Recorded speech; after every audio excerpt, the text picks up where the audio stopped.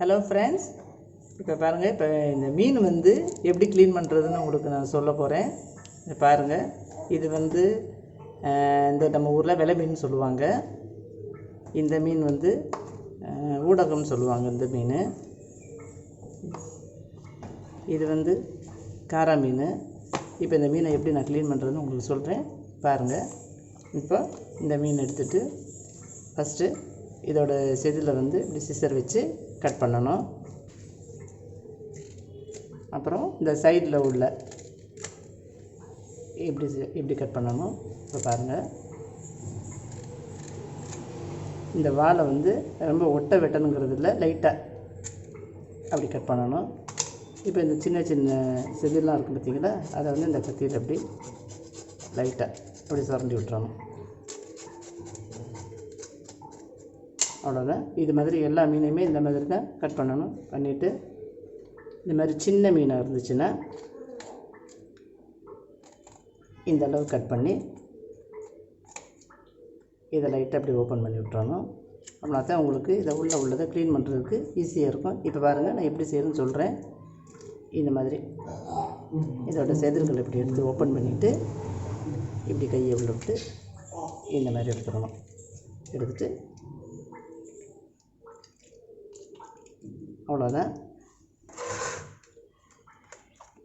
இப்போ இந்த மாதிரி சின்னதாக ஒரு ப்ரஷ் வச்சுக்கிறோங்க, அதான் உங்களுக்கு ஈஸியாக இருக்கும்.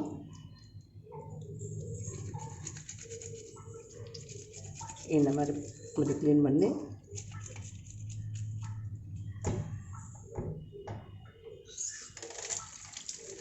இப்போ க்ளீன் ஆகிடுச்சா? எப்படி தாங்க. இப்போ சின்னதாக இருந்துச்சுன்னா இந்த மாதிரி போட்டுறணும்.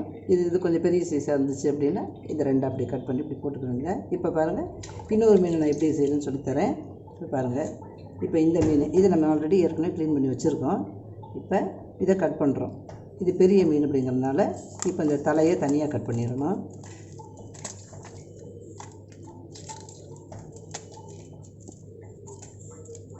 பண்ணணும். அப்புறம் ஒரு சின்னதாக ஒரு துண்டு,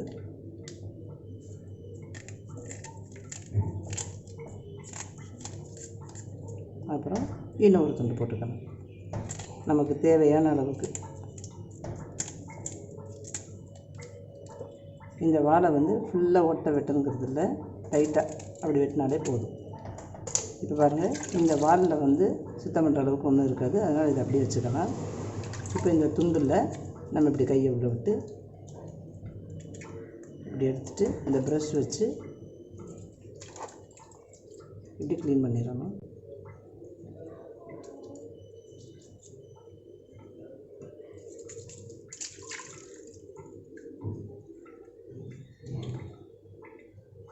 இப்படி சுத்தமாக அடிச்சு பாருங்கள்.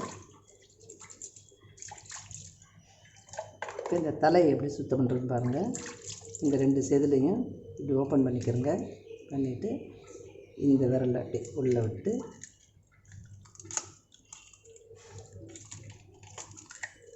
அவ்வளோதாங்க. எடுத்து இந்த ப்ரஷ்ஷால் மறுபடியும் இந்த மாதிரி க்ளீன் பண்ணிடணும்.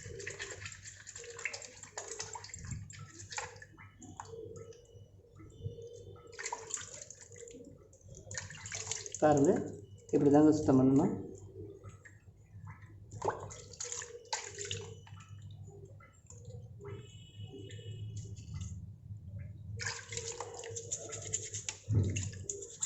உங்களுக்கு இந்த மாதிரி சின்னதாக ப்ரஷ் வச்சுக்கிட்டிங்கன்னா ரொம்ப யூஸ்ஃபுல்லாக இருக்கும். இதை க்ளீன் பண்ணுறதுக்கும் உங்களுக்கு வசதியாக இருக்கும்.